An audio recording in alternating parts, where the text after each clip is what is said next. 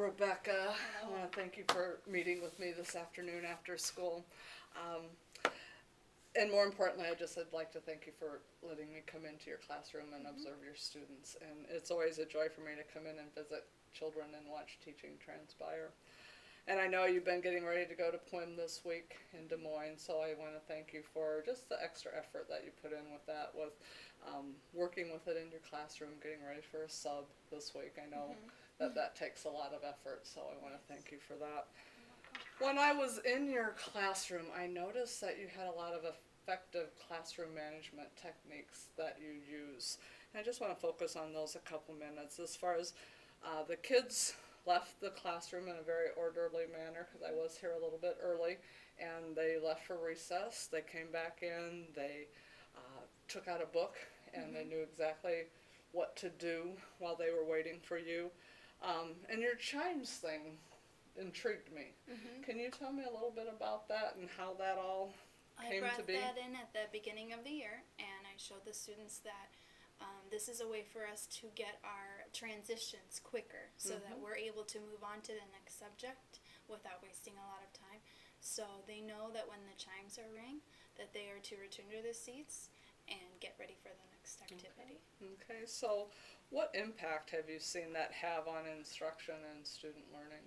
I've noticed that the students are engaged, they are aware of what's going on in the classroom, and they are able to move on quickly, so we get a lot more accomplished during the day. So how did they get to the point? Because when I came in here, they just knew exactly what to do. So how did they get to that It point? just took a lot of modeling, Okay. and my expectations were clear from the beginning of the year that I expected them to succeed, and they showed me that they can live up to those. Well, just anytime we can build more instructional time for the students is very important.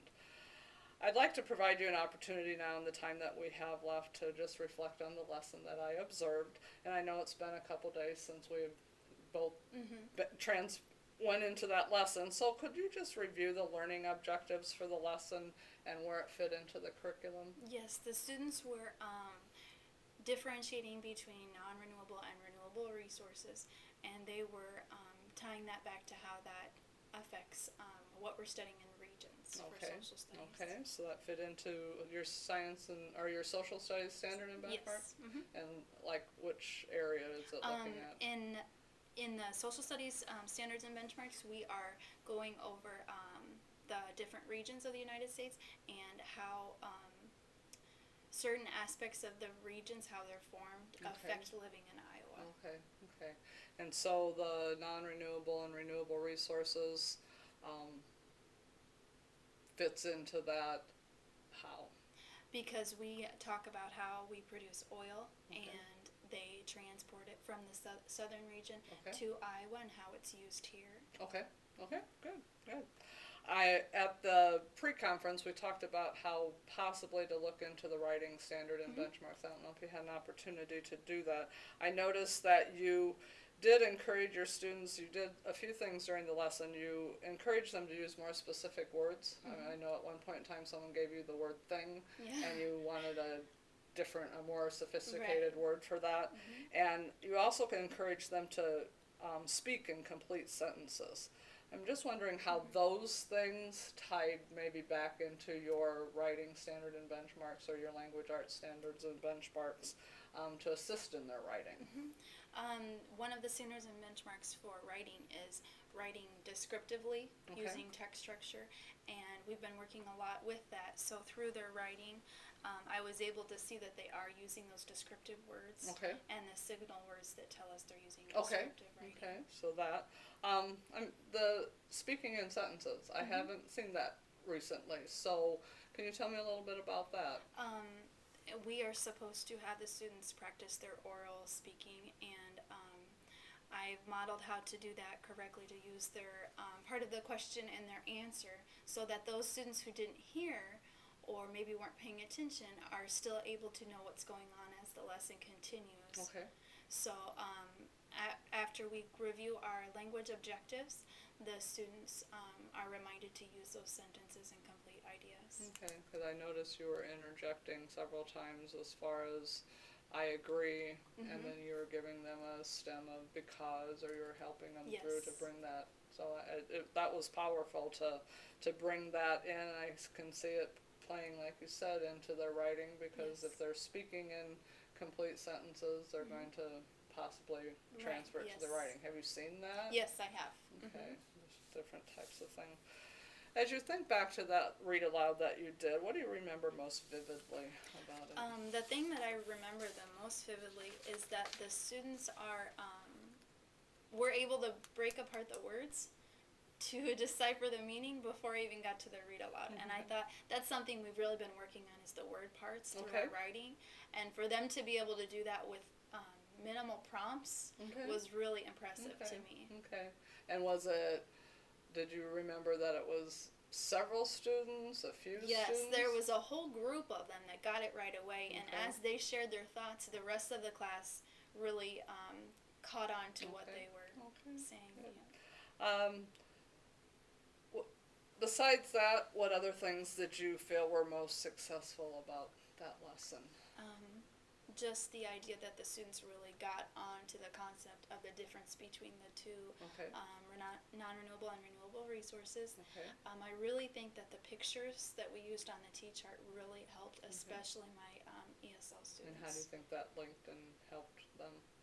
They were able to use their pictures and the pictures that I drew to help them find those words in their first language to make that connection to their second language. So the pictures they helped them more to distinguish between the words and what the words were, not as if this was a renewable or non-renewable. But because like the copper, they weren't sure what copper was, so after the picture, I think it gave them a better idea of what that was.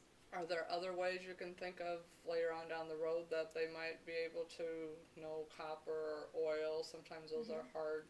Are there other ways besides just those little drawings that I they think just exposing them more to those, there's parts of the social studies book that have those words in them, so maybe exposing them more to those words and finding some other resources for them. Have you checked out books like from the AEA or things like that, so that they would have exposure to a lot of quality nonfiction in the classroom? Okay. I know you collected some writing data, and we'll talk about the data I collected here in a little bit. And you were observing the students quite often. I noticed when they were talking in the groups, you were moving around the groups and listening to them. What did the students then accomplish in this lesson by the data that you were collecting? The students were able to write down the difference between the non-renewable and renewable resources. They were also able to tell both me and their peers the difference between the two. Okay. And how did that then link back to your objective that you had for them? That my objective was that the students know the difference and be able to communicate that, and they were able to do that. Good. I know it's been a few days since that specific lesson, and I'm just curious to know a little bit about what the follow-up lessons have been around that same concept. What types of things have you done? We're working on the economy right now. Today we did a read aloud on the economy in the South, and it went right back into the oil, so we linked that back to our non-renewable and renewable resources. And we discussed how they have oil drills and how the whole process works, and then how that is transported to Iowa. Okay.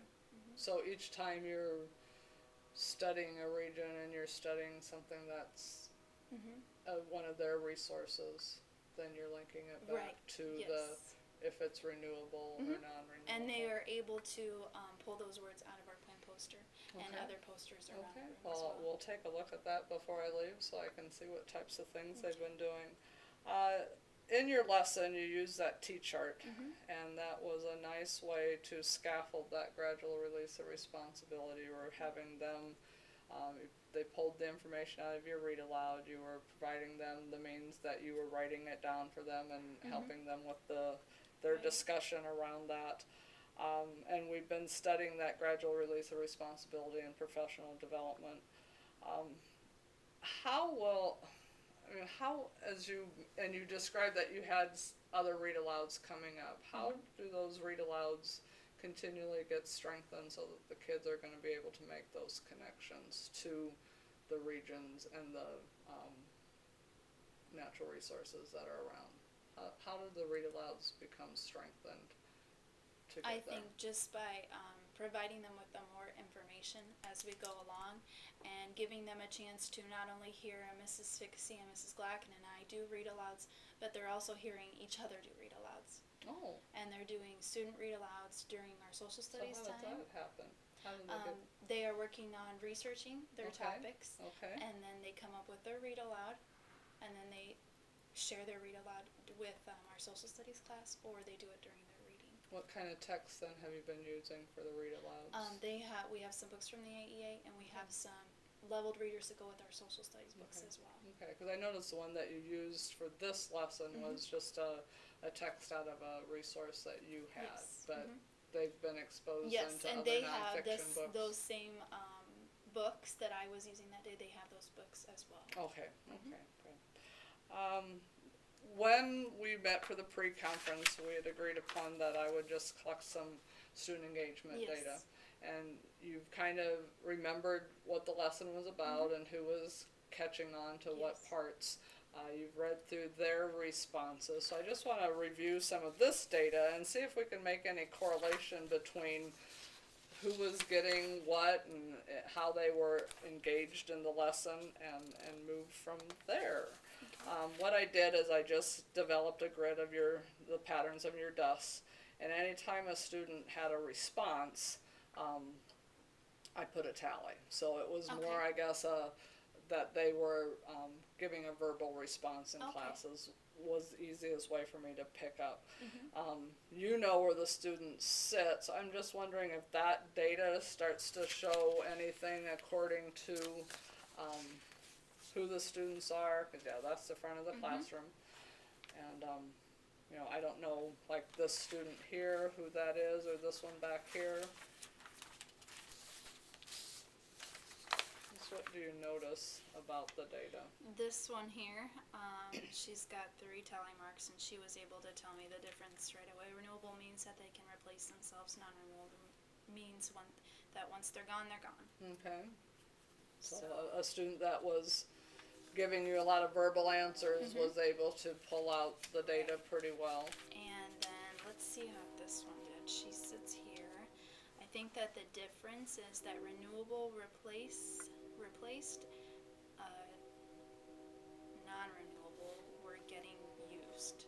I think she is on track, but she doesn't have the vocabulary to really tell me that she knows what the difference is. And I can see that because I remember working with her that day and she really didn't catch on to what was going on. Okay. What about some of these that are had more responses to them?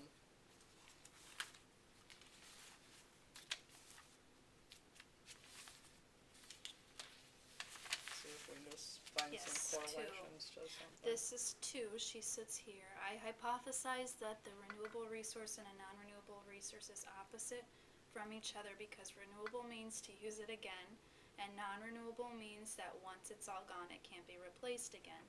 So like a tree is renewable because if you cut the tree down, it will grow again.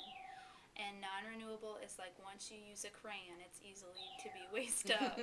Non-renewable and renewable is the opposite of each other. So she was able to tell the definition, provide examples, and then tie it back to the definition on the conclusion as well.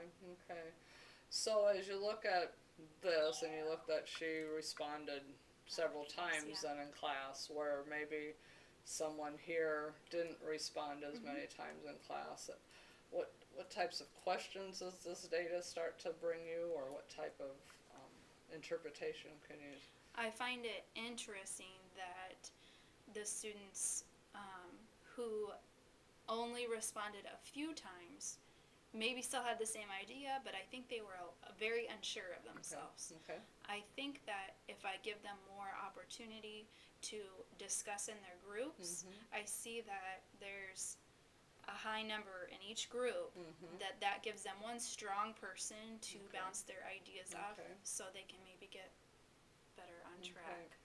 I noticed then that you had done a lot of table discussions, and the students were able to do that, bounce Right. ideas across with each other.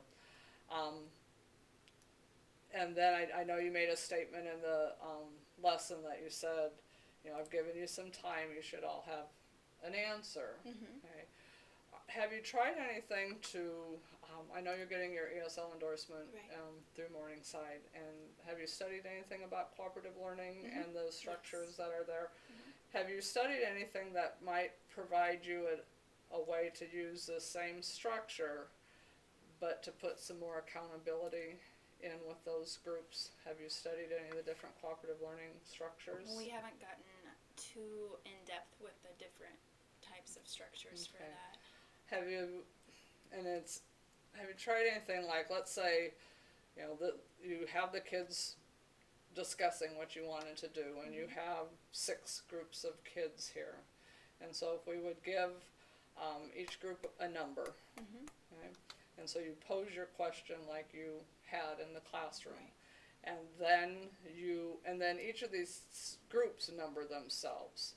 So let's say you pull out a roll of dice, since you have 6 groups, and you roll a dice, and you say, each of these kids, but you pull a number and you say number 3. So now you know that this student's number 3, this student's Right. 3, this one's 3, this one's 3, this one's 3, this one's 3.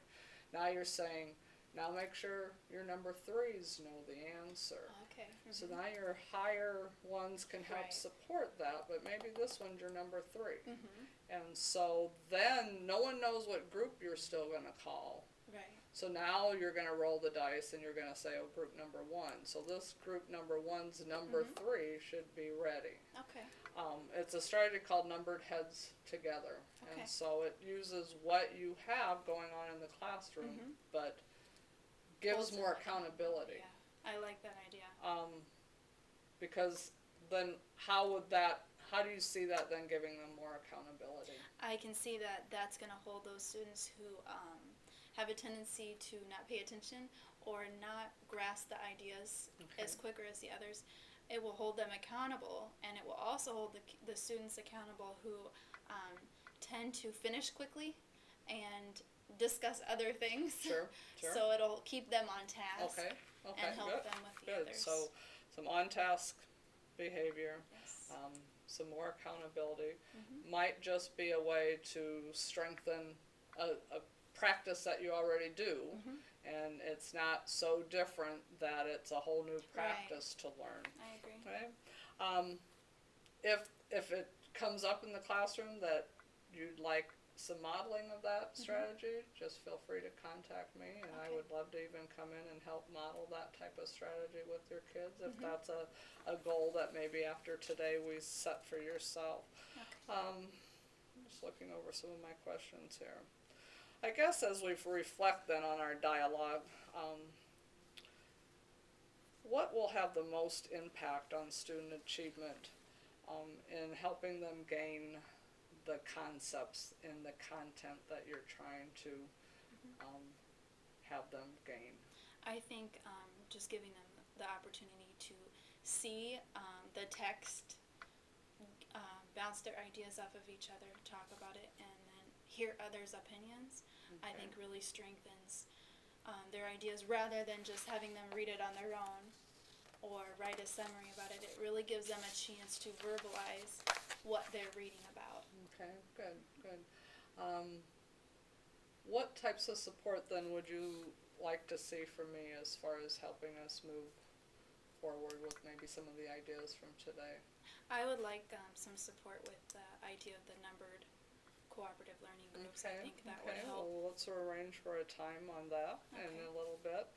And then what next steps do you have for yourself as far as in this lesson, or from taking a look at even this data, comparing it to your students? What kind of goals and next steps can you set for yourself?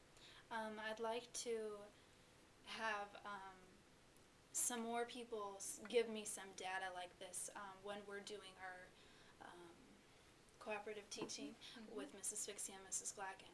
If we can give this kind of data to each other, this can then build off of the data we're getting from their writing and their read alouds, And I think that'll really help us focus on those students who need that additional support. Okay, well, yeah, you've got a nice opportunity to have a couple different people in the classroom and just, on any given day, just check to see who's being engaged and Yes. who's verbally responding and that type of thing. If I was to do some walkthroughs or come visit your classroom, then what would be things that I would notice as we sum up today that I would know that you were taking some of this and moving it into your classroom? You will see that my students are engaged. They are working on their writing and language skills, and they also are tying their writing into their social studies concepts. Great. Well, I appreciate you meeting with me, and I'm gonna peek over at your poem stuff so that I can see what that is all looking at, because I love seeing student work and seeing what's happening in the classroom so much. Do you have any questions for me? No, I think that'll be it. Okay, well, I want to thank you so much, Rebecca. Yes, thank you.